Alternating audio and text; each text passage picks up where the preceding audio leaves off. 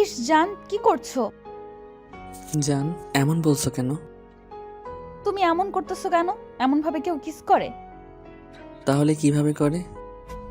কিভাবে আদর করতে হয় সেটা তুমি জানো না বুঝি?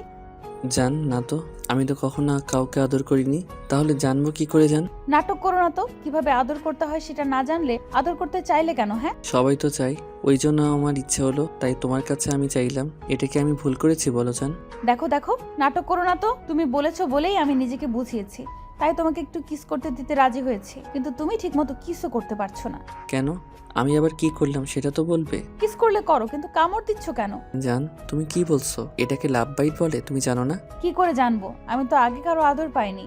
আর আমাকে কি তোমার ওইসব 12 ভাতারি মেয়েদের মতো মনে হয় যে 10টা ছেলেদের সাথে রিলেশন রাখবো, তার সবার সাথে এসব করব? জান, আমি কি একবারও সেটা বলেছি? তুমি এভাবে বলছো কেন? তাহলে কিভাবে বলবো? তুমি যেমন বুঝালে আমি সেটাই বুঝলাম। শোনো, আমি তোমাকে শুধু কিস করতে বলেছি, কিন্তু অন্য কিছু নয়। ভুলেও অন্য কিছু করার ধান্দা মাথায় আনবে না, তাহলে আমার থেকে খারাপ কেউ হবে না। না না জান, আমি অন্য কিছু করব না। তুমি শুধু চুপচাপ থাকো। দেখো আমি কত সুন্দর করে তোমাকে ভালোবাসা দেই জান। কত সুন্দর করে আমাকে আদর করছে সেটা তো দেখতেই পাচ্ছি। কামড় দিয়ে দিয়ে দাগ বসিয়ে দিয়েছো, আর ঠোঁটের কথা তো বললামই না। আর বলছো সুন্দরভাবে আদর করছো। এরকম ভাবে কিস করা তোমাকে কে শিখিয়েছে? কে শিখাবে জান? বললাম তো, কখনো কাউকে আদর করিনি। তার উপর আজকে তুমি ফার্স্ট, তাই হয়তো একটু ভুল হচ্ছে। প্লিজ একটু মানিয়ে নাও। দেখো এরপর থেকে আর এরকম হবে না। এরপর থেকে এরকম হবে না মানে? তুমি কি ভেবেছো আমি কি প্রত্যেকদিন তোমাকে এসব করতে দিব নাকি? তোমার পাগলামিতে আর কান্নাকাটিতে আমি এইটুকু করতে বাধ্য হয়েছি। তাই বলে ভেবো না তুমি প্রতিদিন আবদার করবে আর আমাকে সবটাই করতে হবে। ভুলেও এসব চিন্তা মাথায় আনবে না, তাহলে আমার থেকে খারাপ আর কেউ হবে না। ওকে ওকে বাবা, আর কখনো বলবো না। আজকে তো অন্তত দাও, দেখো তোমারও অনেক ভালো লাগবে। না, একদম না। তোমাকে বলেছি না অন্য কিছুর আবদার করবে না, তারপরও এই কথা বলছো। তুমি কি করে ভাবলে এইসব বললে আমি রাজি হয়ে যাব? প্লিজ জান, কেন এমন করতেছো? আমি তো তোমাকে ভালোবাসি, ওই জন্যই বলছি। তুমি কি তোমার বয়ফ্রেন্ডের থেকে ভালোবাসা চাও না বলো? চাই, সেটা বিয়ের পর। এখানে আসার আগে আমাদের মাঝে কি কথা হয়েছিল? তুমি কিস করা ছাড়া আর অন্য কিছু চাইবে না, তাহলে এখন সবটা চাইছো যে? জান, তোমার কাছে আসতেই আমার ভেতরে নেশা কাজ করছে। নিজেকে মাতাল মনে হচ্ছে। ভুলেও তুমি আমার কাছে আসবে না, আর এসব উল্টাপাল্টা কথা বলবে না। কিস করার থাকলে করো, না হলে এখান থেকে যাও। প্লিজ জান, কেন এমন করতেছো? বললাম তো তোমার অনেক ভালো লাগবে। তানিম, তুমি কিন্তু আমার রাগ সম্পর্কে জানো।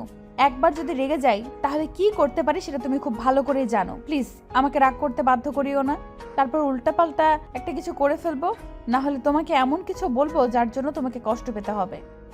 তানিম হিয়াকে বারবার রিকোয়েস্ট করতে লাগলো, কিন্তু হিয়া যে একবার বলেছে সেটা থেকে নড়চড় হবে না। হিয়া তানিমকে বলে দিল শুধু কিস করা পর্যন্তই যেন থাকে, কিন্তু তানিম ওর কাছে আসার পরে নিজেকে বারবার হারিয়ে ফেলছিল। হারিয়ে যেতে ইচ্ছা হচ্ছিল হিয়ার মাঝে। প্রচণ্ড নেশাই কাজ করছিল তানিমের মাঝে, তাই বারবার হিয়াকে সম্পূর্ণটা দিয়ে ভালোবাসতে ইচ্ছে করছিল, কিন্তু হিয়া কিছুতেই রাজি হবে না। তাই তানিমও মেনে নেয় হিয়ার কথা, শুধু কিস করার জন্যই ওর কাছে। আর তখনই বিপত্তি ঘটে। তানিম ওর ঠোঁট নিজের দখলে নিয়ে কিস দিতে লাগলো। 10 মিনিট কিস করার পর একটা সময় তানিম হিয়াকে ছেড়ে দেয়। হিয়া চোখ জোড়া বন্ধ করে রেখেছে। তানিমের মনে হলো হিয়াকে আরেকটু আদর দিলে ও রিয়াক্ট করবে না। তানিম আর দেরি না করে কয়েকটা ড্রিপলি কিস করে। ও বুঝতে পারলো হিয়া একটু একটু করে উত্তেজিত হয়ে যাচ্ছে। হিয়া মুখে যতই বলো আদর করতে দিবে না, কিন্তু একবার আদর করতে শুরু করে দিলে সেখান থেকে আর ফিরে আসার মতো কোনো অপশানে থাকবে না। হিয়াও কোনো এক ভালোবাসার আর সুখের সাগরে নিজেকে হারিয়ে ফেলতে চাচ্ছিল, তাই খুব শক্ত করে চোখ বন্ধ করে রেখেছিল। তানিম বিষয়টা বুঝতে পেরে ওকে বেডে শুইয়ে দেয়, তারপর ওর দিকে ঝুঁকে ওকে আদরের মাত্রাটা বাড়িয়ে দিতে থাকে। একটা পর্যায়ে যখন হিয়া প্রচণ্ড পরিমাণে উত্তেজিত হয়ে যায়, হিয়া ওকে একটু বাধা দিচ্ছে না, উল্টো ওর স্পর্শগুলো হিয়ার শরীরে পড়তেই ও পাগলের মতো তানিমকে নিজের সাথে মিশিয়ে নেওয়ার চেষ্টা করছে। তারপর তানিমও নিজের পুরো কন্ট্রোল হারিয়ে ফেলে আর হিয়াকে সম্পূর্ণ ভালোবাসায় আবদ্ধ করে নেয়। তানিমের সুখের স্পর্শগুলোতে হিয়ার শরীরে অজানা অনুভূতি আর শিহরণের সৃষ্টি করে। ও দুহাত তানিমকে খুব শক্ত করে নিজের সাথে আঁকড়ে ধরে।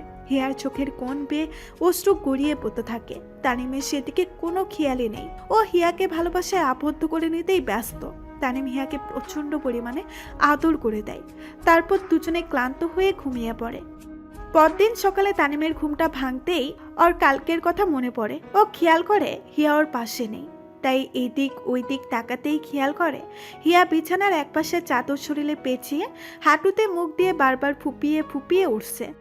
তানিম বুঝতে পারল না বিষয়টা কি হয়েছে, তাই উঠে এসে হিয়ার কাঁধের উপরে হাত রাখলেই ও একটা করুণ চোখে তানিমের দিকে তাকালো আর কান্না করে বলল, তুমি আমার সাথে এমনটা করতে পারলে?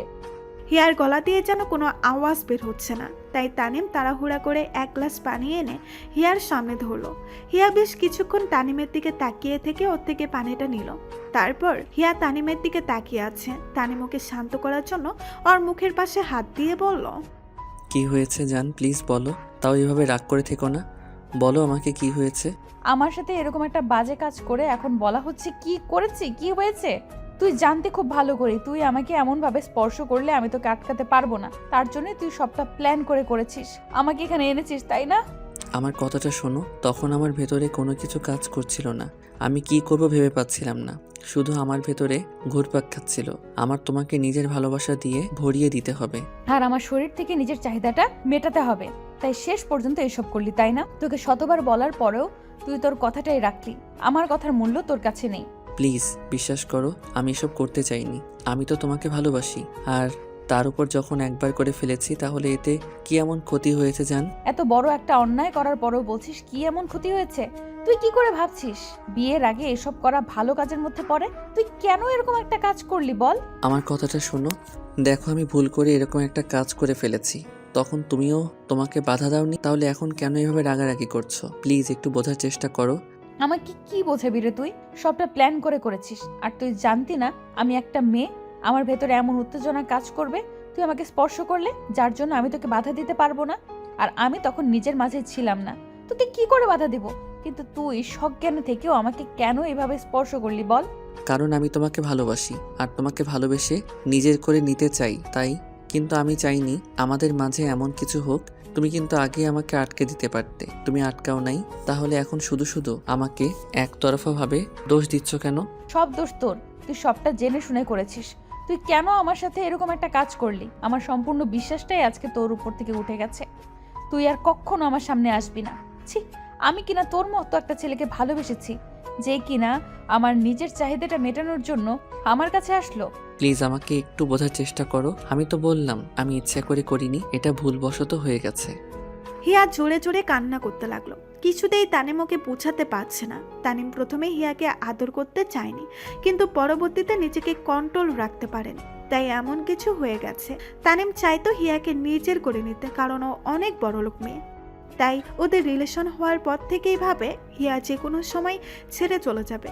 কি করে তার উপরে যখন আদর করতে শুরু করেছিল, তার উপরে এমন একটা সুযোগ হাতছাড়া করবে কি করে? ভেবেছিল হিয়াকে নিজের করে নিলে ওকে কখনো ছেড়ে যাবে না।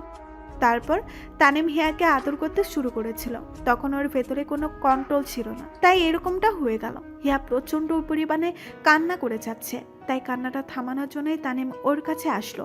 তারপর ওকে জড়িয়ে ধরতে গেলেই হিয়া ওকে ধাক্কা দিয়ে সরিয়ে দিল আর বলতে লাগলো, তুই আমাকে একদম স্পর্শ করবি না। তোর সাহস হয় কি করে তুই আমাকে স্পর্শ করিস? একদম তুই আমার কাছে আসবি না, তাহলে আমার থেকে খারাপ আর কেউ হব না। জান আমার কথাটা শোনো, দেখো আমি তোমাকে ভালোবাসি, আমার অধিকার আছে তোমাকে নিজের করে নেওয়া। আমি তো তোমাকে বলছি যে আমি তোমাকে বিয়ে করব, তাহলে কেন তুমি এভাবে ভয় পাচ্ছ কলিজা? তোদের সব ছেলেগুলোকে আমার চেনা আছে, আমি খুব ভালো করেই জানি এরপর তুই আর আমার সাথে আর কখনোই দেখা করবি না। তুই আমাকে ভালোবাসিস না, শেষ পর্যন্ত কিনা আমার শরীরের মোহে পড়ে আমার সাথে প্রেমের অভিনয় করছিস, তাই না? দেখো ভুল যখন একটা হয়ে গেছে তখন আমি তো বলছি তোমাকে বিয়ে করে নেব, তারপরও কেন কান্নাকাটি করছো? তোমার কি আমার উপর একটু বিশ্বাস নেই নাকি? তুমি আমাকে একটু ভালোবাসো না? আমি কি তোর মতো নাকি যে তোকে ভালোবাসি না? আমি তোকে ভালোবাসি বলেই তোর কাছে এসেছিলাম, তোর কথায় রাজি হয়েছিলাম, কিন্তু তুই এরকম একটা কাজ করবে আমি ভাবতেও পারিনি। শেষ পর্যন্ত কিনা তুই আমার সাথে, ছি, আমার ভাবতেও অবাক লাগছে। তানিমের বেশ রাগ হচ্ছিল, তাই হিয়ার কাছে এসে ওর মুখটা চেপে ধরে রাগী চোখে ওর দিকে তাকিয়ে বলতে লাগলো, আমার চোখের দিকে তাকিয়ে বলো, তুমি কি সত্যি আমাকে একটু বিশ্বাস করো না? যদি না করো তাহলে সেটা সরাসরি বলে দাও, তাহলে আমি বুঝে যাব তুমি আমাকে ভালোবাসো না। তানিম বারবার কথাটা জিজ্ঞাসা করতেই তখন হিয়া ওর চোখের দিকে তাকালো। খেয়াল করলো তানিমের ভেতরে একটা অনুশোচনা কাজ করছে, আর ওকে হারানোর ভয়ে ওর মধ্যে চেপে বসেছে, তাই বলল, করি তোকে নিজের থেকেও বেশি বিশ্বাস করি, কিন্তু তুই এরকম একটা কাজ করবি আমি ভাবতেও পারিনি। হিয়া কথাটা শেষ করার সাথে সাথে তানিম ওকে বুকের সাথে খুব শক্ত করে চেপে ধরে বলল, ভুলটা যখন করেছি এটা শুধরে নিব। খুব শীঘ্রই আমরা বিয়ে করব, তাও আমাকে দূরে সরিয়ে দিবে না, আমাকে বিয়েটা করে নিবে। আর তোমার যদি আমার উপর এত সন্দেহ থাকে, সেই সন্দেহটা বিয়ে করলেই দূর হয়ে যাবে। আর যদি আমাকে ভালো না বাসো, তাহলে আজকে বিয়ে করতে রাজি হবে না আর আমাকে হারাবে। এখন তুমি ঠিক করো তুমি কি করবে। হিয়া কিছুক্ষণ ধরে কথাটা ভাবতে লাগলো। তারপর একটা বার ওর মনে হলো ভুল যেহেতু একটা করেই ফেলেছি, আর তার উপর তানিম ওকে এত ভালোবাসে, তাই ওকে বিয়ে করে নিতে চাইছে, তাহলে সেই মানুষটাকেও কেন দূরে সরিয়ে দিবে? না হয় বিয়ের আগে একটু ভুল করেছে, তাতে বিয়েটা করলেই তো সেটা শুধরে যায়। আমি তোমাকে অনেক ভালোবাসি, তাই হারানোর ভয় থেকে কথাগুলো বলেছিলাম। তুমি যখন এরকম একটা কাজ করলে আমি ভেবেছিলাম তুমি আমাকে ছেড়ে দিয়ে চলে যাবে, তাই এরকমটা করেছি। প্লিজ আমাকে ছেড়ে দিও না। তুমি যখন একবার বলেছো আমাকে বিয়ে করে নিতে, তাহলে আজকে বিয়ে করে নেবে বলো? বললাম তো নিব। এখন কান্না থামাও, কান্না করলে তোমাকে একটু মানায় না। তুমি জানো তোমাকে আজকে কতটা কিউট লাগছে। তানিম হিয়াকে হাসানোর চেষ্টা করলো, তারপর অনেকক্ষণ ধরে বুঝিয়ে হিয়ার কান্নাটা থামাতে পারলো। সেদিনে দুজনে কাজে অফিসে গিয়ে বিয়েটা করে নিল, আর হিয়াও ওর কাঙ্ক্ষিত ভয়টা থেকে বের হতে পারলো। তো ভালো থাক ভালোবাসা।